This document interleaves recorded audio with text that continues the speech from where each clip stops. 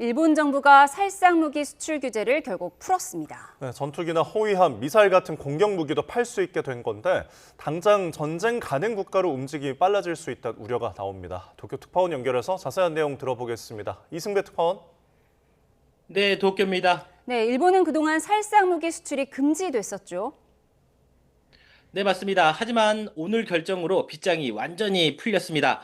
일본 정부는 오늘 가기와 국가안전보장회의를 열고 방위장비 이전 3원칙과 운용 지침을 개정했습니다. 일본은 지금까지 수색과 구조, 운송, 감시, 지뢰 대응 등 비전투 장비만 수출이 가능했습니다. 이 때문에 호위함과 전투기, 미사일 같은 살상 무기는 예외 상황이 아니면 수출을 못했습니다. 하지만 오늘 개정으로 자위대법상 무기에 해당하는 장비도 내다팔 수 있게 됐습니다. 다만 무기 수출 대상은 장비 수출 협정에 서명한 국가로 제한을 했습니다. 현재는 미국과 영국, 호주 등 17개국이 대상인데요. 협상 중인 나라까지 포함하면 20개국까지 늘어날 것으로 보입니다. 또 전투를 벌이는 국가의 수출은 원칙적으로 불가능하지만 일본 안보에 필요성이 있다고 판단하는 경우엔 예외로 허용이 됩니다. 적을 살상하거나 물체를 파괴할 수 있는 무기는 NSC 회의 심사를 거치도록 했습니다. 무기 수출을 결정한 뒤에는 국회에 문서로 알려야 합니다. 이번 조치는 근본적으로 일본 안보 정책이 전환됐다는 평가가 나옵니다.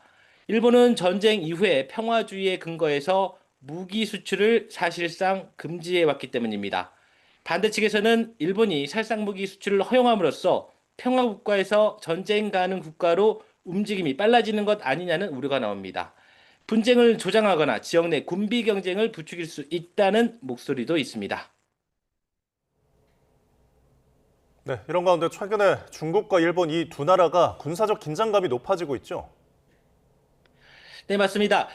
지난주 금요일입니다. 지난 17일에 일본 자위대 함정이 타이완 해협을 통과하면서 갈등이 촉발됐습니다. 미국과 필리핀이 합동 군사 훈련을 했는데 여기에 참여하기 위해서 그곳을 지나간 건데요. 이 병력이 1,400명 그리고 함정 3척과 항공기 2대를 끌고 갔습니다. 이 자위대는 지난 2021년부터 이 훈련에 참여해 왔는데요. 과거엔 훈련 상황을 지켜보는 수준이었지만 올해는 처음으로 전면적으로 참여를 했습니다. 이를 본 중국, 이틀 뒤에 최신의 구축함을 서태평양에 보내서 전투 대비 훈련을 하면서 맞불을 놨습니다. 중국이 항공모함까지 투입했다는 보도도 나왔습니다. 중국은 일본이 의도적으로 도발하고 있다며 발끈하고 있습니다. 일본 군함이 지나간 지난 17일이 지난 1895년 시모노세키 조약 체결 날과 겹친다는 것입니다. 과거 청나라가 청일 전쟁에 지면서 일본에 타이완을 내준 그날입니다. 여기에 그치지 않고 두 나라는 동중국해 자원개발 문제까지 전선을 넓히면서 서로 으르렁대고 있습니다. 지금까지 도쿄에서 YTN 이승배입니다.